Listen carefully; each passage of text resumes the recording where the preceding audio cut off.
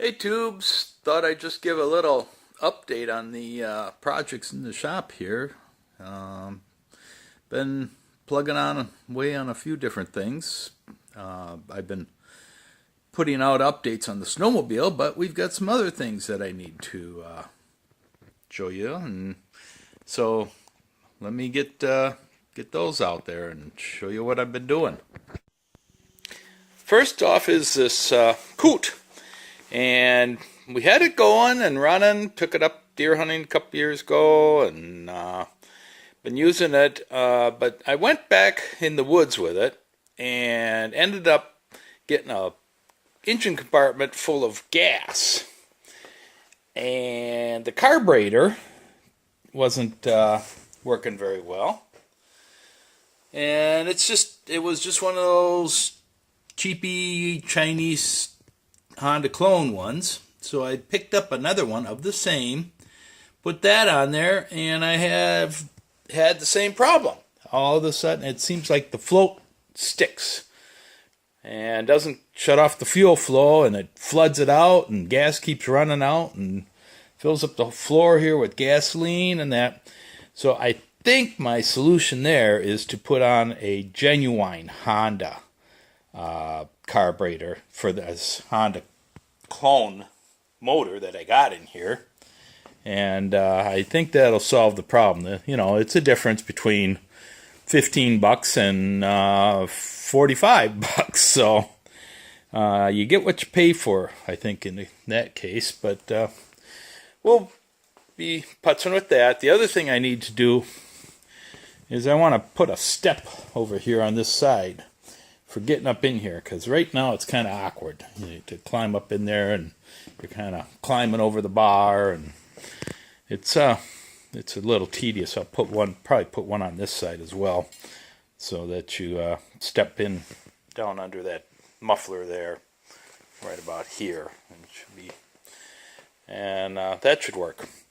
The other thing I've been doing is getting the last of the junkyard ponton parts parted out. I got all the back sheet metal off here. There's the rear end. I'm debating if I need to tear that down any further or just keep it at that point for selling down the road. I've got the 1957 and 1958 Mercedes-Benz 220S vehicles, and they are, needless to say, going down the road. I had bought those for retirement projects. I'm never going to do anything with them. This is the other part of it. The problem with this car, I bought it from a junkyard, and I've been sitting in the junkyard since 1965, and there wasn't a single piece of decent sheet metal on it. The body, that was the first unit bodies that Mercedes-Benz built, and they were rusty. You can kind of see here, just like even on the side of the frame rail, where it's rusted out. And so I've got fairly good collection of mechanical components. You know, it's good rear end and parts off of that, and you know, things like the transmission and salvageable parts, starter, generator, that type of stuff. So what I need to do is strip this down and get it into manageable chunks. I'm probably going to pull the whole tranny bell housing off on that and lift the motor out and just see what's usable, salvageable, and get rid of the rest. I don't think anybody's going to be interested in rusted out frame rails, so we'll plug away on that a little bit. And then I've got an upcoming project that I'm going to work on that I'm going to kind of keep as a secret and surprise you folks with. So we will talk to you soon. Please like, subscribe, and feel free to comment, and we will keep you updated. Oh, I got one other thing.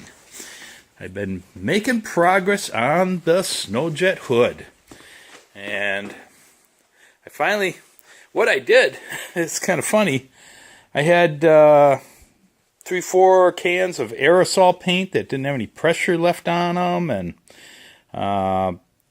took a nail, punched holes in them, and I actually mixed up a nice blue color that actually matches the Sno-Jet blue pretty good. And I got that basically in there. You did a brush paint job on that. Picked up some black pinstripe tape. I got my pinstripe put in there. Ooh, it pulled off here. I'm going to have to do something about that.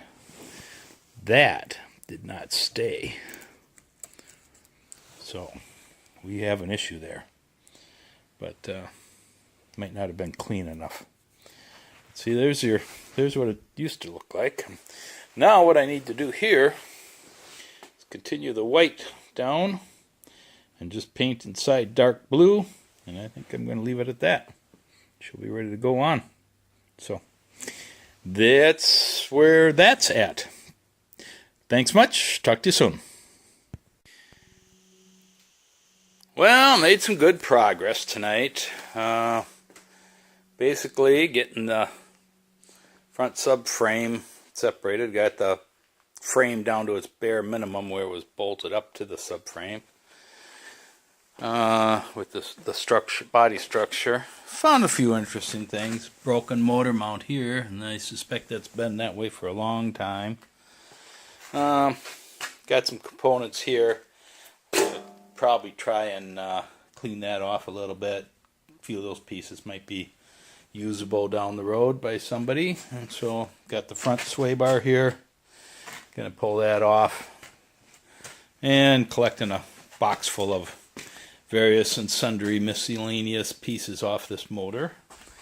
I'm wondering, it might be easier, might be better in the long run if I pull that intake and exhaust manifolds off and separate them from the motor, and then the starter and generator, make those separate. Pull the transmission off, the bell housing, that part, stuff come off. It just might make it easier to move around this stuff. As far as the rear axle goes, I think I'll lose those shock absorbers. Those are definitely shot. And as far as separating the swing axle, I don't think that's going to happen, but I should try and get those control arms off. Although that might not happen either. It might just end up being transported as a unit like that. And I got 4 wheels with tires on them that need to be taken off and disposed of. But we are definitely making progress on the final disposition of the 1958 Mercedes-Benz 220S. Now, keep in mind that I have 2 others. I'll be posting a video of those. I have a 57 and a 58 Mercedes-Benz 220S, and what I'm considering doing is putting them up on an auction, the 2 cars and all the parts from the 3rd one, and work out some sort of deal there. I just need to get rid of these, send them down the road, and we'll hopefully get my money back out of them. So we'll see what happens. Thanks. Please like, subscribe, comment, and we will be putting up another video soon on this whole project.